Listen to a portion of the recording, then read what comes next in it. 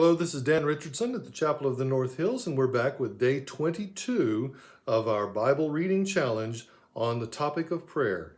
And in day 22, we're still answering the question about how are we supposed to pray? What are some instructions, basic instructions for this thing called prayer?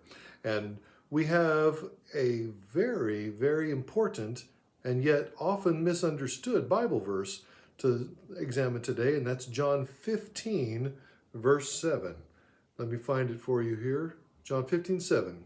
If you abide in me, and my words abide in you, ask whatever you wish, and it will be done for you.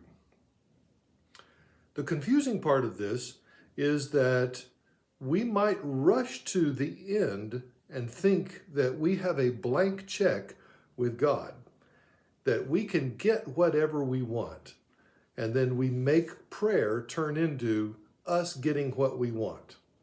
And that is not the purpose of prayer, and that's not the intention of this verse. We have to examine closely the structure of this sentence.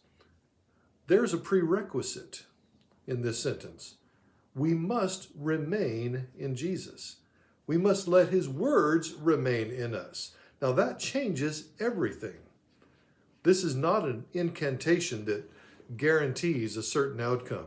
It's not talking about magic words that we have to memorize precisely and get them exactly correct, and then we can get what we want.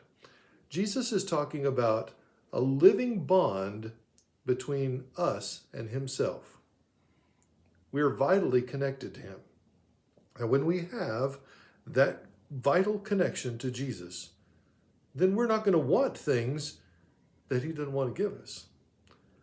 We're not going to be able to be selfish when we're remaining in Jesus. We're not going to be able to have worldly ambitions when we remain in Christ.